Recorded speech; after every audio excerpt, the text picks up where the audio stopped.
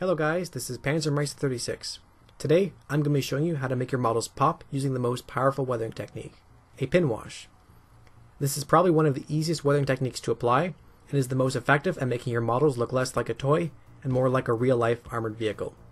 So if you're new, don't worry, you are going to learn something really amazing here. I think the best example of how good the pinwash is my E50 here, that I did when I was just a beginner. This model has no chipping, no filters, no color modulation, nothing fancy at all. All I did was give it a brown pin wash and a couple of rush streaks using these two oil paints here. And it looks freaking awesome. You can do this too, no problem at all. Anyways, in this video, we're going to cover everything you need to know. We're going to look at the pre-made products you can use to make a pin wash. I'll quickly show you how to make your own from just paint and thinner. And we'll also cover the application to this little T40 light tank. Isn't it cute? What product to use? There exist many products that can be used to make a pin wash. Generally, these are oils and pre-made enamel washes. Both of these behave in very similar ways, in that they both dry slowly, meaning that you can have a lot of time to adjust the effect, and they also can be reactivated with enamel thinner to clean up any excess. I would not recommend acrylic paints for pin washes, as they dry very quickly and cannot be reactivated.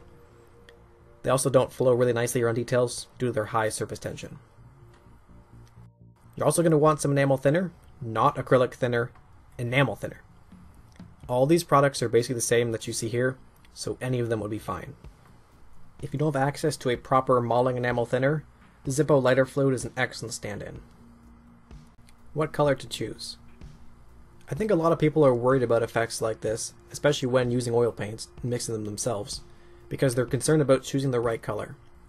However, unlike a filter, your pin wash color doesn't really matter too much so long as it's dark. Honestly, just pick a dark brown. Dark brown is a go-to color for pretty much any tank, be it green, yellow, gray, or white. Brown is a natural earthy and dirty color, meaning it never looks unnatural. It can stand in for dirt, rust, grease, anything. It basically just looks like dirty crap built up on a well-used tank. Alright, now let's get started. Here I have a couple of pre-made enamel washes, as well as some oil paints. The pre-made effects are more convenient, as they're usually perfect to apply straight out of the bottle, but they're also more expensive. So I'm going to quickly show you how to make your own wash by thinning down some oil paint. I'm going to be using this MIG Ammo oil brush here for my pin wash, simply because I've never had the chance to use these as a wash before. If you don't have this, other oil paints work the exact same way. Simply apply some oil paint to a small cup, and then apply enough thinner until your wash flows nicely. Generally this is about 80 to 90% thinner. It's pretty forgiving, honestly, as long as it flows well, you're good. To verify my wash is properly thin, I just quickly test how well it flows down the side of the paint cup here. You can see that it's flowing very nicely, which means we're all good to go. I'm also going to briefly test on a paper towel here, just to make sure that the wash is also opaque enough to give us a solid pin wash effect.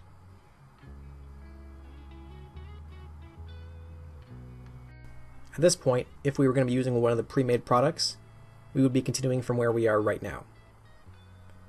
Here's the model we're going to be using.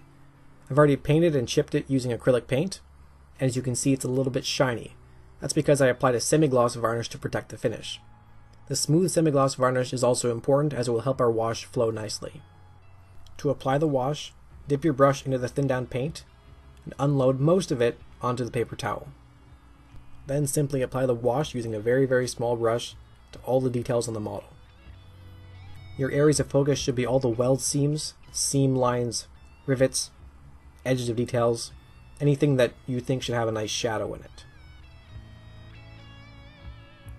The point of the pin wash is to basically make the tank look a lot larger than it actually is, by creating fake shadow effects around all the details.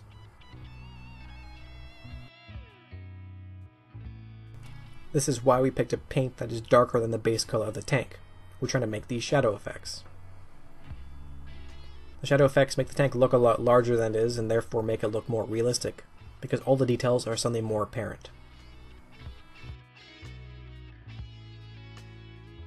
I want you to note how easily the pin wash is flowing around all the details on my model.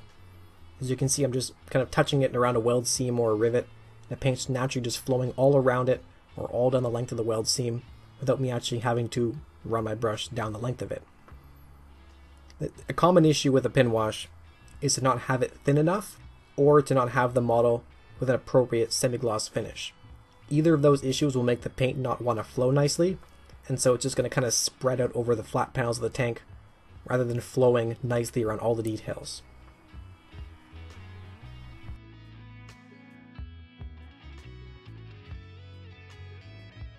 Here's our model with the pin wash applied. As you can see, suddenly all the details stand out a whole bunch more. All the weld seams, rivets, everything is much more apparent now. The tank also looks more weathered and used. However, there's a couple of areas where there's a little bit of excess. When you're applying it to around weld seams and rivets and everything like that, sometimes you apply a little bit too much and it kind of spreads out and looks a little bit messy. So we're going to take care of that now. To clean up the excess, we're going to use the same thinner we used to thin down the wash.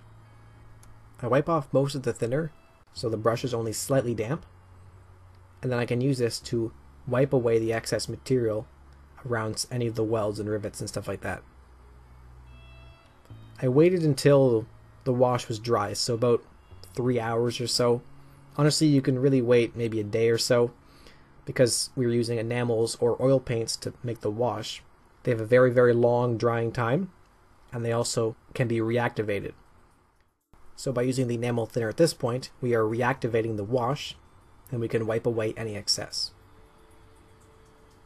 And this is enamel thinner, not acrylic thinner.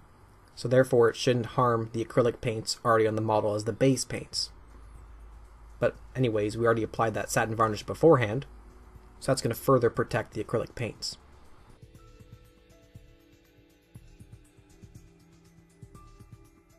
Along with the excess around the details, in some places when I was applying the wash, I actually got the wash on top of the details. So what I'm doing now is I'm taking the same thinner on my brush, a little bit of it, and I'm wiping the wash off the top of all these little bolts here. By leaving the top the pure whitewash color, this further helps to make the contrast with the darker wash you applied around the details.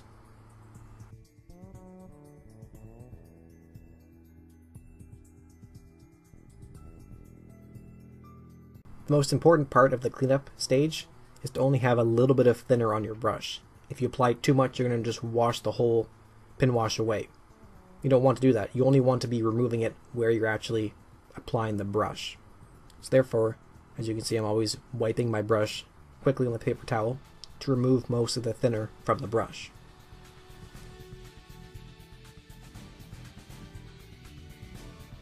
The cleanup is very straightforward, and really you can kind of tailor how much you remove to how much actual kind of grime and built up crap you want on the tank. So on some of the bolts on the front there, I left a little bit of excess just to make it seem like they were a little bit greasy and dirty.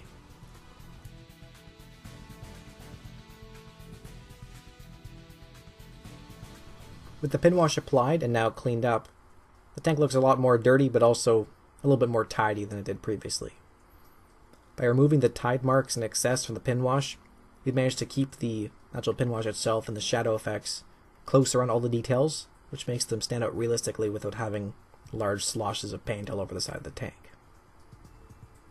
In looking at these close-up shots, I hope you can understand why I said at the beginning of the video that the pin wash is the most powerful weathering effect. It basically gives the tank just an overall weathered appearance. The details pop out a whole bunch more, and it looks like there's dirt and grease and crap and everything all up over the tank. It really just is like the all-encompassing weathering effect. So if you're a beginner and you're starting out weathering and you're not sure where to begin, this is definitely the place to choose to start.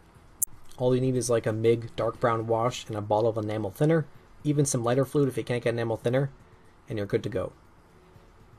Anyways, I hope you enjoyed this video and hope you learned something new. I'm going to be giving you guys another video on this tank soon where we're going to look at some oil paint rendering effects on the rear areas of the tank. So we're going to be like doing some discoloration, streaking effects, all that good stuff. And also, if you're curious, I can also give you guys a tutorial about how I did the whitewash in this tank, because I used a few different techniques there. It came out looking pretty good. I think it realistically mimics that like field applied, brushed on effect. Let me know what you'd like to see using the comments down below. If you enjoyed this content, I'd really appreciate it if you give the video a like, and you can always subscribe for the upcoming content I've got coming next week. As always, thanks for watching very much, and I will see you next time. Happy modeling.